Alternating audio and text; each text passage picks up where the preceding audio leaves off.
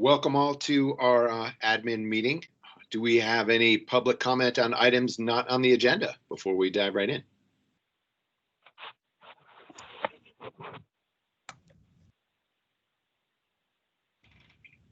All right, then our first presenter is Melissa Gordon. Hi, I have a request that the board approve and adopt the amended Missoula County Community Development Block Grant Economic Development Revolving Loan Fund Program Income Plan. And just a bit of background, the CDBG Revolving Loan Fund was established following receipt of the county's first economic development grant from the state in 1986. The first program income plan was adopted in 1989, and that was amended in 2004. And this 2020 amendment includes updated loan and grant application forms, a description of the county's partnership with MoFi for management of the loan component of the program, and also the inclusion of additional eligible uses for the revolving loan fund, including low and moderate income job retention grants for small businesses. We're just asking for approval of that revision or amendment to the existing program income plan today. So moved. Enthusiastic second. So enthusiastic. So Yeah. When's this money going to be available? It is available now. Great. This is just an update. It's a housekeeping item, really. Just an update to our existing program income plan so that it is as up to date as possible. But the funds Great. are available now. So yeah, the blog, like I just saw the county blog came out. Yeah, sharing this information, and then how else are we pushing it? We have a media release that's ready to go too, so we'll be sending it out. Okay. The media and some social media too, so get the word out about it. In the next couple days? Like right after this meeting, probably, yeah. Fantastic. Yeah. Just wanted it to be official and squared away before we sent that out, so yeah. Awesome. Thanks so much. Right. Yeah, well done, Melissa. Thank you. All right, all in favor? Aye. Aye. Great, thanks. All right, Jason Emery. Is this the contract for the Sophos lease? Sophos, Sorry. yep. Yes. If possible, I'd like to postpone this. We ran into a little Sure. bit of a snag with some of the contract language. We couldn't get it resolved for today, so that's okay. I'd like to. Okay, thank you. All right, next up is an employment agreement with PHC. There's no name. Andrea Vanetta. Hi, Commissioner. Sorry. So yes, this is Dr. Vanetta, who is the pediatrician on staff with Partnership Health Center. This is a renewal of her contract, and it is their standard employment agreement, so no changes beyond that. So I move to approve the annual employment agreement. second. All right, all in favor? I guess it's not an annual employment agreement. It's amendment to Exhibit C of employment agreement. Okay. Aye. Thank you. Thank you. All right, our own Sarah Bell is back. Good morning, commissioners. Good morning to you. I just have a series of board appointments for you. So it's that time of year where terms come to an end, and we open up the boards to new applications or current members to submit letters of interest to continue serving. So what we have this morning is a series of boards who had terms end and no new applications. So we're just going to go ahead and make reappointments to the current members who submitted their letters of interest. So the first one is the 911 Advisory Board, and that's with Mike Painter. So his term comes to an end. He's eligible for reappointment, and he did send in a letter of interest to keep serving. So these are for 2-year terms, and the motion before you is to just reappoint him to a new term. Do we want to do all of these together, or do we have to do each one separately?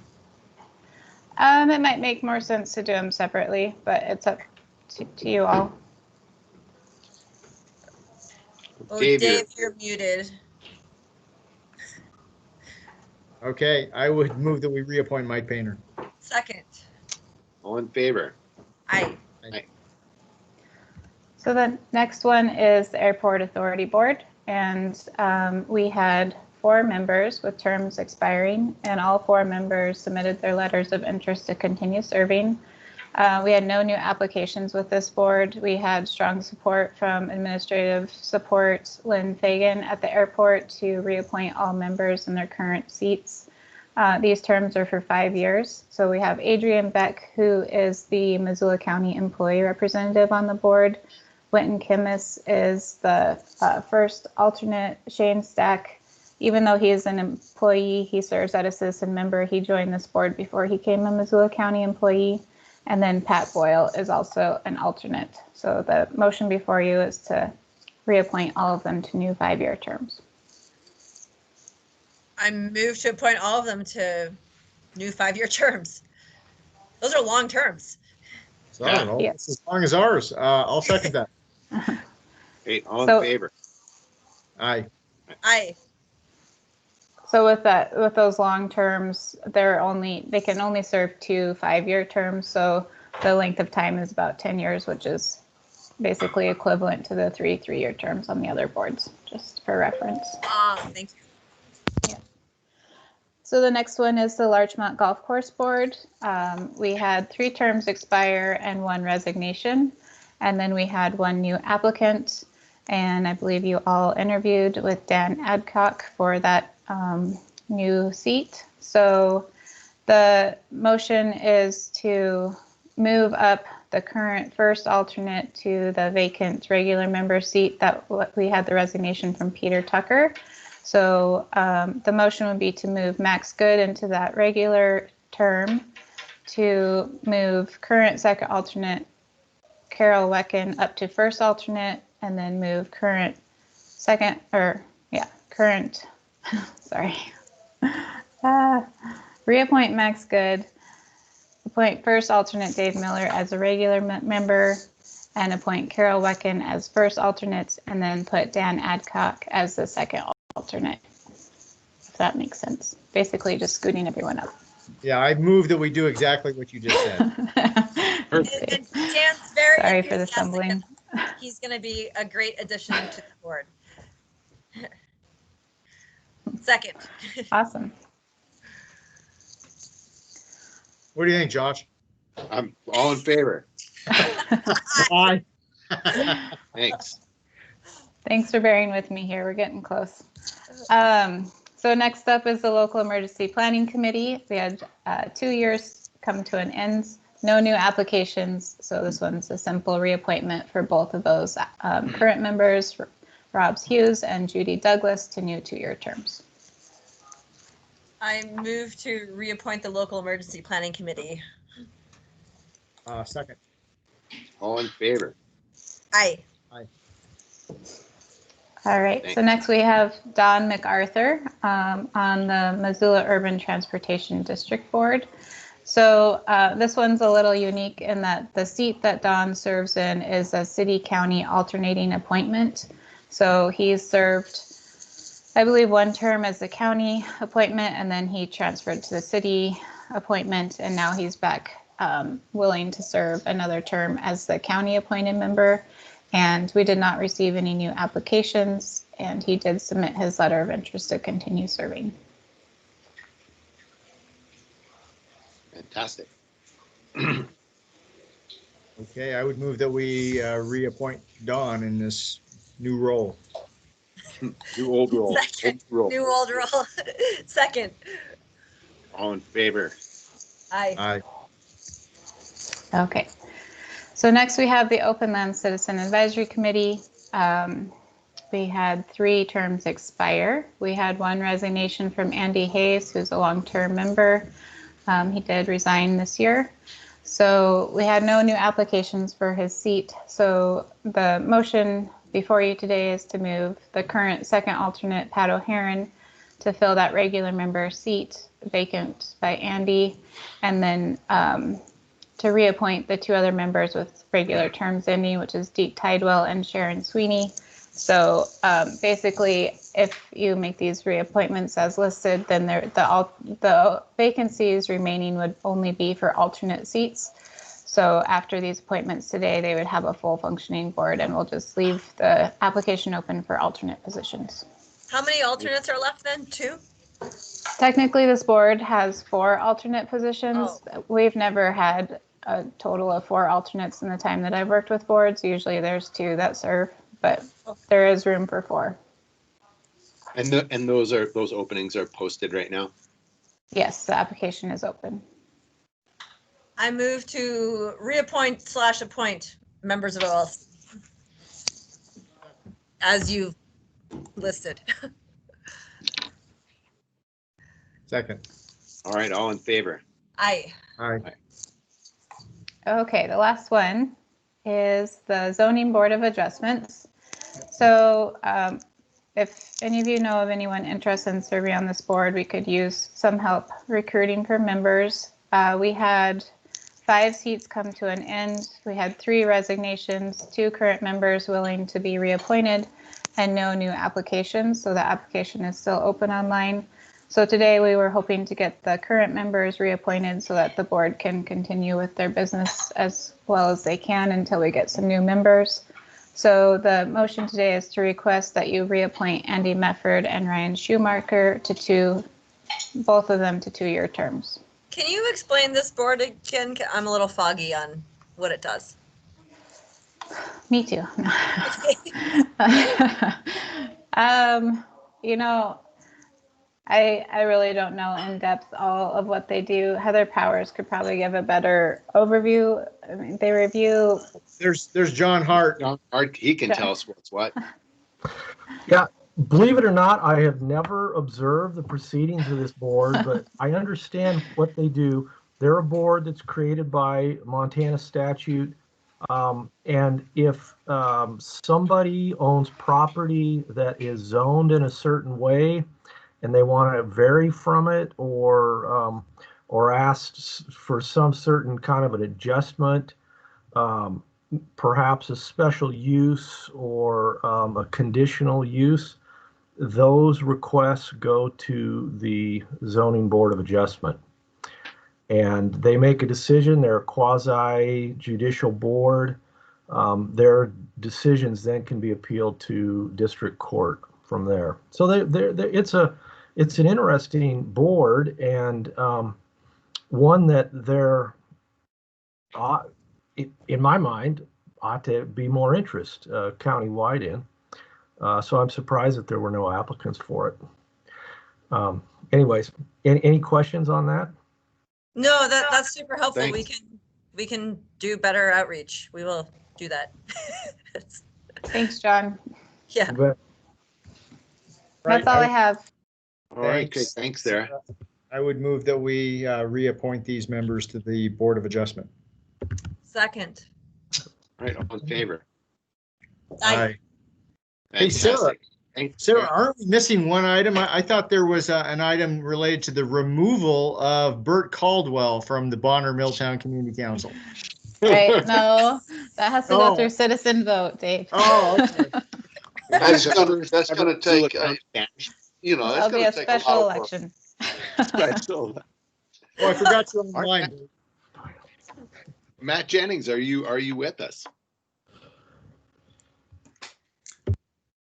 I'm here. Thanks, guys. There he is. Good to see you, Matt. Yeah, likewise. So a couple weeks ago, Missoula County was awarded a grant from the Montana Board of Crime Control to fund a temporary position in our office to catch up on some of the backlog, which has largely been caused by COVID, though there's been some historical and systematic issues with us falling a little bit behind in some of our charging. And so that amount is $70,729. Before you today is my request for you to approve and sign those grant award documents. Easy peasy. Yeah, fantastic. I move that we approve and sign the grant award documents. Second. All in favor? Aye. Good job Great. getting grants, Matt.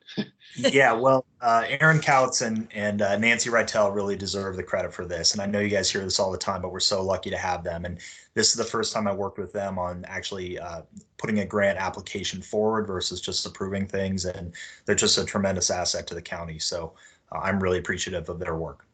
Great. Yay, Good. Aaron and Nancy. Saying that. Way to go, grants team. Yeah, you'll find that there's 4 different places to sign. I trust that you can find those places, Josh. They're all just for the chair to sign. And so that's it. If there's any questions, let me know. But thanks for your support for this. Thank you. Did we already vote? I can't even remember. We Oh, did. Okay.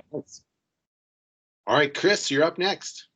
Yeah, so I'm actually going to defer to the county attorney's office. I think Anna's on the line. I'm not sure if Brian is also to talk a little bit about this, but just a quick overview. We are looking for the board to approve and authorize the chair to sign a power of attorney letter. And this is really also an engagement letter with Dorsey Whitney. As you'll recall, we are in the process of recovering funds on behalf of employees related to Social Security and the sheriff's retirement system, and we need some specialized legal counsel in that tax world. And so that's what this retention letter would do. But certainly Anna or Brian, if you have more you'd like to share or more information, I'm happy to have them speak about it too. Fantastic. Hi, everybody. How's it going? Hey. Commissioner? Hey, This is just to try to make sure that we recover 2 additional quarters of refunds we requested in 2016. That particular refund request has gone through some strange processes that we just want to make sure are followed in our interest. And so we just want someone who is an expert in the IRS tax code and procedure, and I am not that expert. So we have a great Dorsey attorney that can guide us through this process to ensure that our interests are well safeguarded. Great. I would move that we approve and authorize the chair to sign the power of attorney letter. second. Okay. All in favor? Aye. Thanks, Anna. Thank you. Thank you. Thank you. Okay, next up, we have some correspondence. This support letter for all nations. I imagine Allison is still with us. Yes, I am. So this is just a letter to the Big Sky Economic Trust Fund in support of all nations receiving some funding to do, I believe it's some architectural work for a new facility they're hoping to occupy. Yeah, this is one of their planning grants, if I remember right. Yes. It's great. So.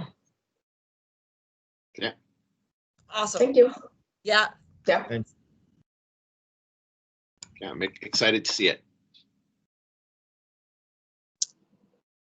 Chris, are you going to talk about the next one?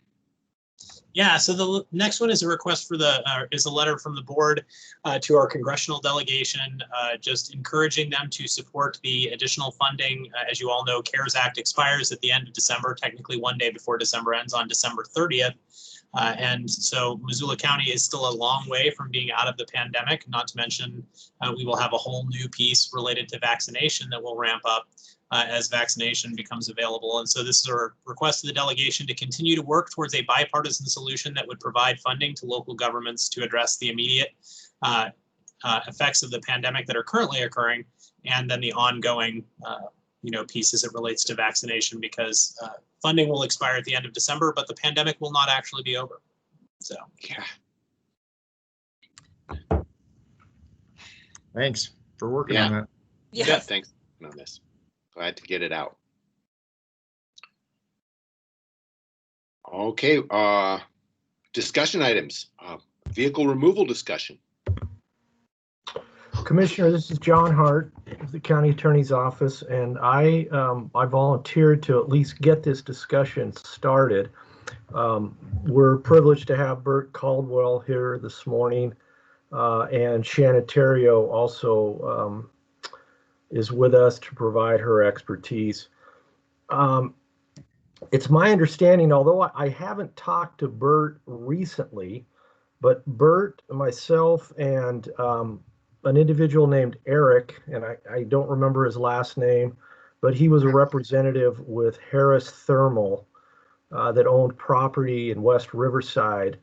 Eric, Burt, and I met on West Riverside Drive last winter to talk about some parking issues that involved county right-of-way, and then also that part of Harris Thermal's property that is outside of the county right-of-way, where at that time Harris Thermal was willing to work with the community council and the neighbors that live along West Riverside to come up with a sort of a system for parking vehicles and other personal property outside of the county right of way on Harris Thermal's property. And at that time when we met, I want to say that was in February or March, Steve Nide had gone out to West Riverside. He had surveyed and marked the boundary of the county road right of way and Harris Thermal's private property. And I think at that time we came up with a process that was going to work for the neighbors and the community and Harris Thermal. And I hadn't heard anything more about the issues since then, but apparently there are some issues that Burt wanted to raise at the all community council meeting. And in talking with Burt and other county staff, we decided that this might be a better forum to have that discussion. And so with that introduction, I'm going to Burt. I'm gonna pass the microphone to you, and you can talk about what the current issues are. Is that okay? Oh, yeah. In fact, I thought I was going to be the one to kick it off. So that'll work just fine. A little bit of history here is that the strip of land we're talking about, which is on the north side of Harris Thermal fence and between that and Riverside Drive, has been a dumping ground and a parking ground for quite a while. As soon as Harris Thermal bought the property, some of the neighbors there started talking with Eric Greenwell, I think was his name, and he started the process of how do I get these people off of my property. Since then, we've gotten signs up that said that it's permit parking only. They're all down the fence. We've got stickers for the cars, and we've got Kathy Giffen is on the line. Eric gave us in writing, he gave the community council authority to manage the parking on his property. And it's my understanding that he included that in as disclosure when he sold the property recently. And so we still have the responsibility, or at least the authority, to manage the parking in that area. So far, and Kathy, you can pipe in anytime you want to. So far, we've got stickers on cars. We've had people, we put out, Kathy is managing it. And Kathy has put out information telling people that they had to have their cars moved by, what was it, the 1st of October? It was actually the 1st of September. 1st of September, okay. And so people have gotten some of their stickers. She's contacted the sheriff's department, and some of the vehicles have been moved. But we have a problem in that, if I correct me, Kathy, but I believe the sheriff's department cannot move things that don't have a motor. Exactly. And so that's how this kind of started many years ago, is because of one camper in particular. So as it stands now, we need commissioners' help in getting these trashy things that have been parked and dumped and left there with no motor that the sheriff can't touch. So, hey, Burt, just so I'm clear, so is the fence not the property line? The actual property extends beyond it, and folks are parked on the private property? Exactly. Somebody threw a map up just a second ago. Was that you, John? Yeah, it was, and I didn't think it worked, but I'll do it again. Yeah, do it again. Did that work? Yep. Yeah, there it is. All right, if you'll see just north of the hash marked area is Riverside Drive. And just below where it says Riverside Drive, there's a kind of a gray line under that goes all the way across. That's Harris Thermal's fence. So between the fence and Riverside Drive is where cars are being parked. And I won't say parked as much as dumped.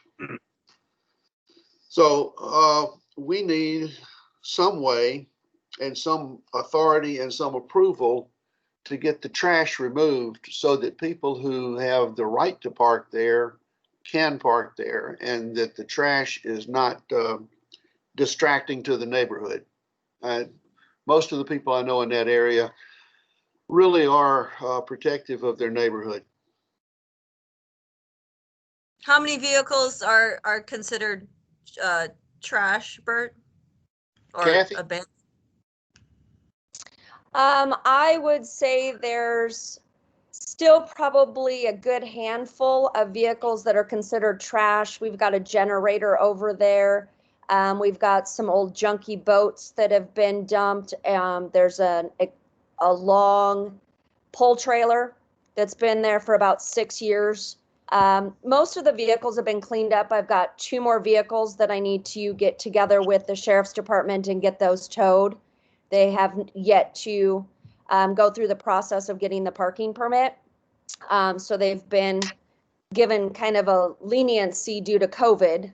But there's probably a good handful of things that are still over there that I cannot either figure out who owns them, or if I put stickers on them that state that they're going to be towed. I have stickers that I purchased on Amazon so that it would take some work off of the sheriff's department. Those are being torn off and the vehicles are still there. So Yeah, what? John, you can take the sign down now. What is the parking permit? Is this is something that the property owner is managing, or that is this a county thing? I've not heard of this before. No. This is Kathy has been given the authority. Eric gave a letter to the Bonner Council that we could appoint a person to manage the parking on that property. Kathy is that person who marvelously volunteered and got appointed. So she's managing it. And it does look better. It looks better than it did it looks better than it did last year. Because we drove by there like a week or so ago, and it's definitely better. But I see, yeah, you said there's like 5 or 6 vehicles. I guess what I'm trying to figure out is if we've got this parking permit system managed or sanctioned by the property owner, at what point is it? Where is the county's authority in removal of anything on this private property? Is it within the street, our right of way, or what gives us No, it's not within your right of way. It's on private property. It's off of the right of way. The thing is, there apparently is no legal way for the property owner to get this trash removed. So John Hart, could you explain some of the kind of nuts and bolts of the junk vehicle program? I would, I'd actually love to have Shannon Terrio do that. But the one thing I can say is that the county's ability to remove junk vehicles hinges on the private property meeting the definition of a junk vehicle. And that definition is, well, it has to meet the definition of a vehicle under Title 61, which is a device in, on, or by which any person or property may be transported or drawn on a public highway. And it doesn't use the words wheels in there or tires or, terms like that. But the plain meaning legally of that is that a vehicle's you've got to be able to pull it on the highway. And if it doesn't have wheels, it doesn't meet the definition of a vehicle. But I would be stand corrected by Shannon if she wants to provide any more particular gloss on junk vehicle program. We've also got a pickup truck camper there, I think, don't we, Kathy? That's part of the problem. The only one that is not on wheels is one of the campers that go in the back of a pickup. Yes, right. The rest of them all have wheels, including the generator is on a trailer. Okay. So Shannon, could you shed some light on this? To what can we make use of the junk vehicle program in a situation like this, or not? Probably not, because I don't think anything qualifies as a junk vehicle. But there are two things going on here. One is that there's the abandoned vehicle law, and then there's the junk vehicle law. And the abandoned vehicle law, which is how the sheriff has been towing the other cars, does say that a private landowner can ask the sheriff's department to tag a vehicle and then have it removed. And it changed last legislative session to make it very specific to any vehicle and not just motorized vehicles.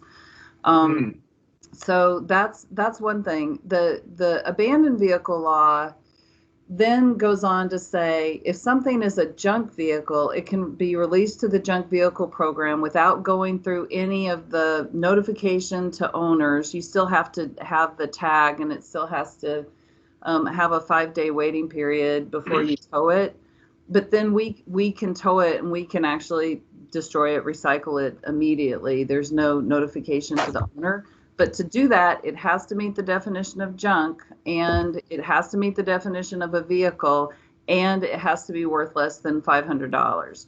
So it sounds like there are some trailers there, but if the trailers if they can move, then we wouldn't be taking them. You know, if they can be pulled, they wouldn't be considered junk. If they're completely falling apart and so they couldn't be moved on the highway, then that's something that we could take. I think the pull trailer, we've looked at it, and that is not, it just doesn't meet the definition of junk. The sheriff's department, I don't know if anybody here is representing the sheriff's department, but part of the problem with the sheriff's office or a private tow company taking something like the trailer that's out there is that then they're going to end up with the disposal cost, because how it works is that the city police actually hold an auction, but the way that the way the sheriff has been doing it is that unless they've changed it, which is possible, I've been in pandemic mode, but they have a private tow company go out and tow it. Then that tow company contacts the owner and says, hey, we've got your vehicle. This is how much you have to pay us. You have to pay us for storage, and you have to pay us for towing. And then that's how they make money. But if nobody is ever going to come and reclaim it, there's a process they can go through for that to become their property, and then they get to sell it. They don't want to do that with these old trailers. It's just a losing proposition. And so that's been an issue for the community in the past when something does not quite meet the definition of a junk vehicle, or doesn't come close to meeting the definition of a junk vehicle, but nobody else wants it. But the junk vehicle program definitely doesn't take things like boats, and we don't take generators. You know, it's like it really is just focused on vehicles, motorized or non-motorized. And I will say that if we don't, this legislative session, get somebody to extend or remove the sunset, our ability to take even junk pull trailers and junk non-motorized vehicles and junk mobile homes using up to 20% of our funds will go away, because that was only good through June. But we're working on that. And Rebecca, your lobbyist, is awesome, and she's working on that.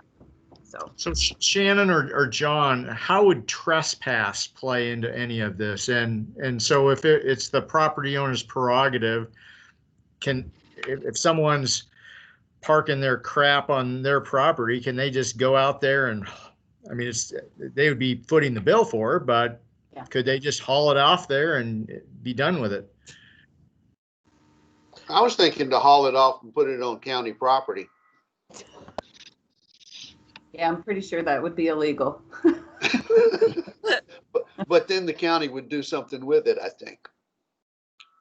Well, I mean, the problem is if we don't have the authority to do it, we don't have the authority to do it. And it's a matter of, can the property owner unilaterally, if it's on their property without their permission, get rid of it? I thought that was the purpose of the permit, so that the property owner Yeah. can do that. Exactly. I mean, is there a sign up there that says, without a permit, you're going to be towed? Yep. Yep. And then, kind of what Shannon was alluding to, the property owner calls a towing company. The towing company is not going to be very interested in coming to tow away a junky trailer because the owner won't come and get it, and they'll just be stuck with this thing. Yeah, and what I was talking about was the actual process that you go through to get an abandoned vehicle released by the sheriff and to the tow company. But certainly when we look at the community decay regulations and the solid waste laws, that's what we would say is Harris Thermal or whoever owns it now, it's your responsibility not to have junk on your property. But, the difference between what we might call community decay and what the community might call community decay could be different things. And, how different does it look to a government regulator that there is a trailer there and that there are cars with permits there? It's. So Shannon, could the Harris Thermal folks put up a sign, if the sign doesn't already exist, that says, without a permit, your car will be towed, and then leave that up for a little while, and then could they call the towing company that they engaged with to get the sign to have the vehicles towed away that don't have permits, and then what they'd be left with is a generator and a camper? Yeah, I would refer that question to John Hart because that's beyond my my ken. I have a small rental property, and we've had people park and leave vehicles in our little parking lot, and I put up a no towing sign and engaged with the local towing company, and then had the cars towed away, and they went away. It seemed to work. Sign, you mean? Yeah, the no parking sign, vehicles without the, you'll be towed if you aren't supposed to park here sign. But I engaged with a local towing company, and they put the sign up, and we created this arrangement, and then I had cars towed that were illegally parked there. Mm-hmm. That wouldn't answer the question of the generator or the junk trailer, but it might cut down on the volume of metal crap that's laying around. You see the circle that we're in. We've been in it for several years now. Well, it seems Bert, like so if you just went, Bert, how many vehicles are there right now? There's Unwanted vehicles. Vehicles, there's probably 10.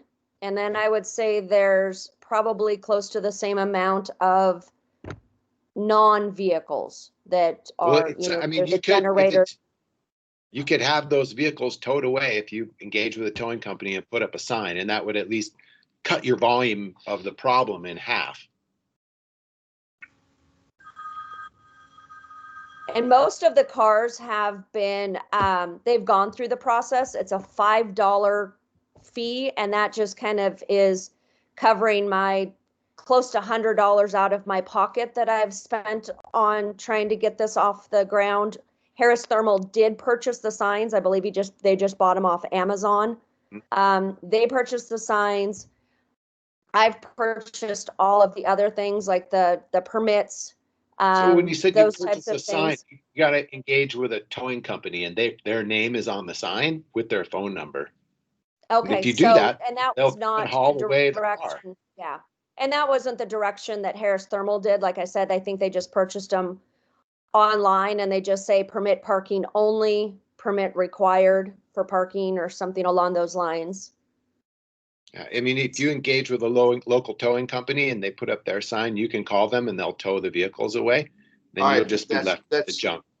We're not there at this point, Josh. The trick is, why not? we haven't engaged with a towing company. We didn't. Well, you should do that. For one, we didn't know that that was a thing. Okay. For two, it shouldn't be a thing. We've got permit parking only. We've got private property. We got items on there that we don't want because they don't have permits.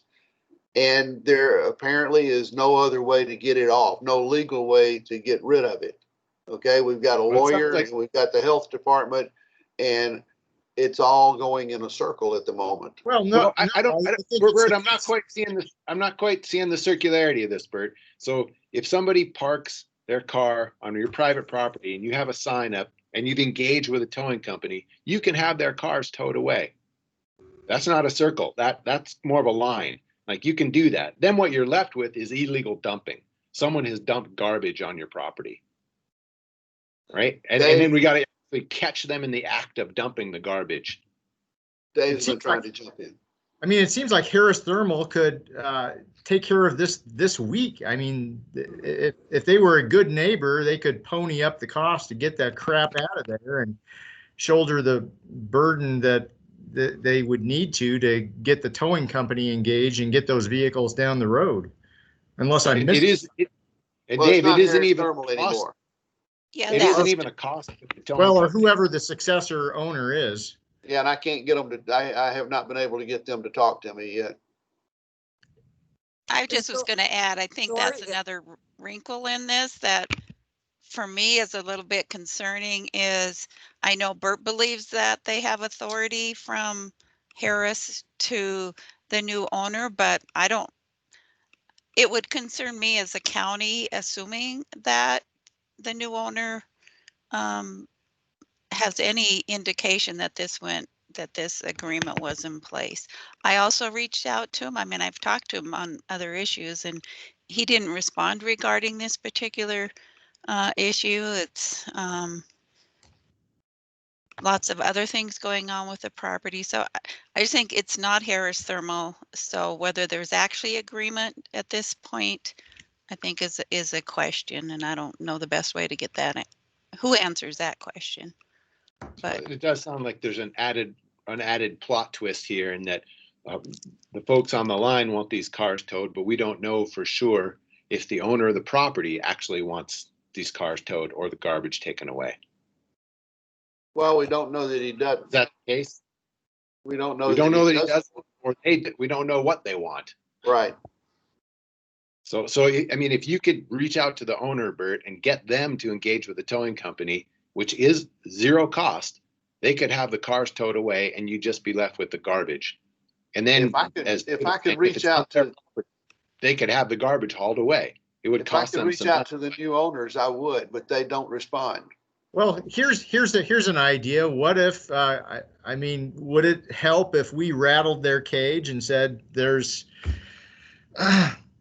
Missoula County commissioners have heard from our constituents. There's a concern of trash dumping on your property adjacent to them. Could you respond?" Please. Please. That's a step that we desperately need, I think. So Shannon, here's a question. Shannon, are you still on the line? Yeah. Yes, I'm here.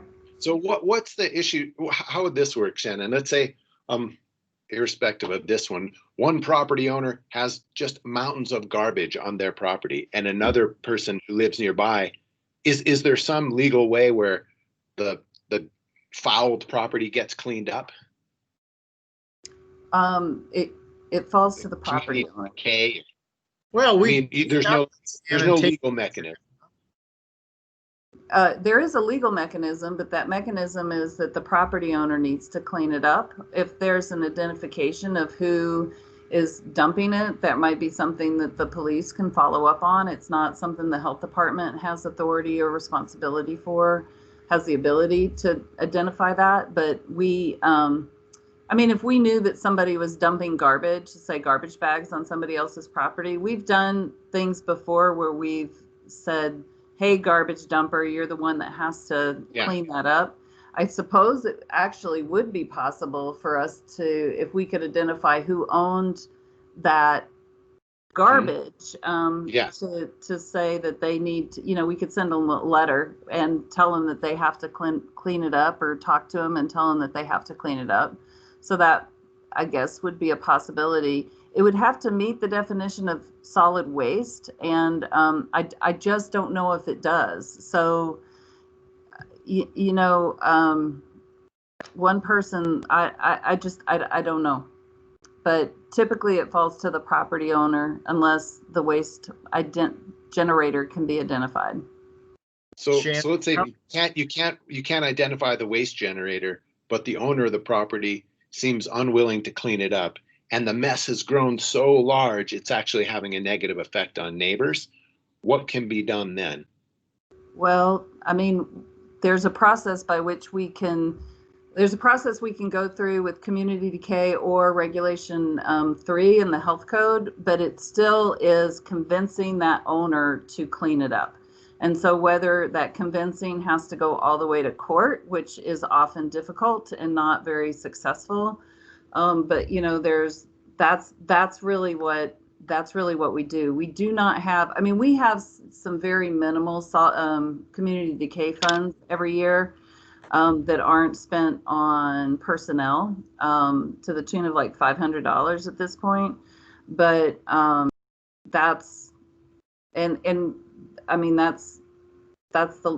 there's just not a program in the county to go and clean up other properties unless you are involved in some sort of judge declared, yes, you clean that up, and then there are some processes that are available to us. If a judge says, county, you can get rid of that junk on that property because it's causing community decay, and then we could try to get it back through a lien on the property. That's part of the community decay rules. Shannon, that's all pretty extreme. I just want to say, it's for extreme cases. Sorry, Shannon, has anyone from your shop physically gone out there and looked at all this stuff? To kind of figure out what falls into which bucket as far as junk vehicle, community decay, et cetera? Actually, Jim Beyondich has been out there relatively recently and noted, as I think Kathy and Bert said, that it looks a lot better now than it looked a year ago. And he did not identify any junk vehicles there, but I don't know if we identified community decay, but we wouldn't normally call a boat on a trailer community decay, or a boat on a trailer that doesn't have a parking sticker community decay. That's just a boat that's parked on a trailer. But if it were to the point of falling apart and creating rubble, that's when we would call it community decay. But typically not just something that's parked in an area where somebody doesn't want it to be parked. Kathy? Yeah, is there any way that, because most of them do have license plates on them, so some of them haven't been registered in a few years, so they're expired, but is there any way that we could maybe just send a letter directly to them? Because the things that we've done on this end have gotten us kind of, like Bert said, it's just an endless circle. But is there any way that we could send some sort of letter to the owner of the junk that just states that, are you aware that your trailer, your generator is on private property, and that you do need to remove it, and make it look a little bit more intimidating than one of my stickers that I bought on Amazon? It seems like that would have to come from the property owner, though. Okay. Yeah, hearing all this, I feel like your real quibble here is not definitely with the people who dropped the junk, but the real quibble is with this property owner who's being non-responsive. Talk to them. They could actually deal with with all the vehicles for free, and they could pony up and clean up the rest of it. All right, I think then let's go back. Let's go back to Dave's suggestion. Commissioners reach out and suggest to the property owner to talk to us. Well, and then with a list of what they need to do, because I'm sure the property owner has no idea what the process is. But if we probably not. Yeah. He came in and decided he's going to make a movie, and he doesn't care about the rest of it. I mean, the property owner is really not on the property. The property owner bought it and then he rented it out to somebody who really doesn't care. Mm-hmm. Well, yeah, and this is on the owner, not the tenant. Yeah. I mean, it would be, I don't know about you, Josh and Juanita, but I think it would be easy enough for us to just bring to the attention of the property owner Sure, absolutely. concerns that we've heard in the community. And sure, Dory's raising her hand. I just left him a message. I happen to have his phone number because. Can't hear you. Can't hear you, Dory. Sorry. That better? Yeah. Yes. I just, because we had emailed him, I have his phone number. So I just left him a message that the commissioners were discussing this and to please get back to me. Whether he will or not, I can't say, but he does have some other things he wants from the county. So hopefully he will. Well, if he doesn't, we could send a letter and we could say, we're very angry. And I mean, I think this is a pretty unique situation in that when Eric from Harris Thermal was working with the community, I mean, it really is a partnership. And the community said, we don't want it to be no parking. We don't want nobody to be there. We only want people with permission to be there. And so I mean, in some ways there are people there who don't have permission to be there, but it doesn't necessarily meet the definition of junk or community decay. And so basically what the owner is doing is giving the community permission to park on his property. And yeah, he can't have junk vehicles there and he can't have piles of garbage there or debris there. But I think it's just kind of unique in that in order to make it work, the community needs some help and support and to make sure that everybody who is parking there has the parking sticker and is taking care of the property in the way that keeps it neat and workable. But it really is, to me, different than some of these places that we've seen that are just mountains of community decay. Right. And so it is different. A unique situation where the previous property owner actually gave the community a gift in allowing them to park on that property. He also gave us the authority to determine who parks on the property in writing. And that's what we're talking about. Yeah. Yeah. So we're basically Kathy's working as an employee of Harris Thermal, an unpaid voluntary employee. But it's also but Bert, it's also so the community gets something. So there really is a community benefit. The community said we want to be able to park things there because Harris Thermal could have done things like create the new parking area or move the fence out, making it harder, which would have been expensive too. So I'm just saying this is a situation where there's give and take. And so, yeah. And that's why it's so important to track down the current property owner to validate the role that Kathy was playing for Harris Thermal and also see if we can get the property owner off the stick here to maybe pony up some dollars to help haul this stuff away. So we want to let Dory be the point person on this for the first go around of reaching out to the owner? Sure. Like I said, property owner could put up a sign in conjunction with one of our local towing companies and have the vehicles towed for free. Okay. We'll look at that. That's about as far as we can go, I think, today. I think I should be able to make contact, but if not, I'll pass on the information and higher ups can make that contact if I'm not successful. And I'm pretty sure I'll be back. Thanks, Dory. Your lips were moving, Bert. I didn't hear a word you said. Right.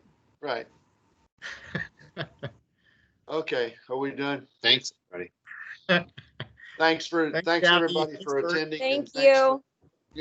For at least discussing it. We'll see where we go from here. All right, thanks. Thank you. And we still have a couple other items here. We're not done. I am. No. Bye. Goodbye. See you, Bert. Thank you. Yeah, thanks. Review of budget amendments for the December 10th public meeting. I imagine this is an Amanda Henthorn item. It would be. I should be relatively fast. There will be 4 budget amendments on the public meeting on Thursday. All are related to the receipt of grant funds. Great. The first one is for the Justice Court and the receipt of the Road Court grant. You have approved that contract previously. The specific date is in the public meeting item, and all of the revenues cover all of the expenditures. In the Health Department, there's 2 grants. Again, you've signed both of the contracts for the receipt of the grant funds. One is for the Parents as Teachers home visiting program, and the other is for a community development block grant received from the city to help with homeless services related to COVID-19. Both of those, all of the revenues cover all of the expenditures. The only one that's slightly different is Relationship Violence Services. They received 1 of 2 grants that they applied for related from the Office of Violence Against Women. And because they just received 1 of those, we had to reshuffle a number of items within that budget just to maximize the package of grants that's available and the funding in that budget. So not only is there just kind of the typical resolution form, but I also included basically kind of an updated comparison budget to what was approved as the final budget, and then what the amended budget would look like. And Chantel and I worked closely on that one to just kind of make sure that we got all of the personnel shifted correctly, as well as, maximizing the program's ability to use all of its funds. So that one just is a little different and not quite as clean, but those are the 4 budget amendments that'll be on the public meeting for Thursday. And I will have folks available from the Health Department and from RVS to answer questions related to the operations for the grant. For Justice Court, Judge Holloway has court that afternoon, and Samantha does not typically work those days. So it'll just be me, but since that one is relatively straightforward, I don't anticipate any problems. Are there any questions? No, thanks for the heads up. All right, thank you. Thanks, Amanda. Thank you. Anything new to be said about COVID? When do vaccines come to Montana?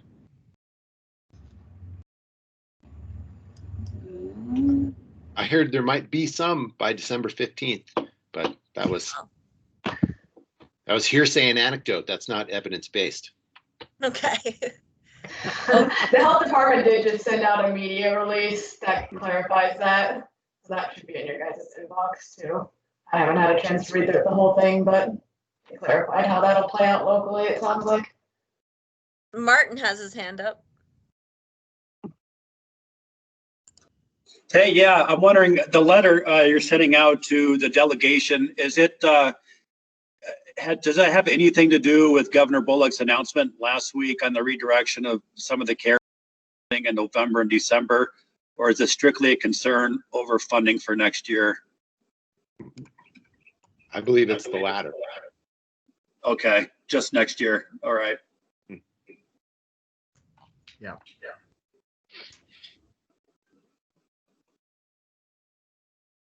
Okay, then I believe we can be done. Only 3 minutes late. Awesome. Thank you. We have 12 whole minutes till the next thing.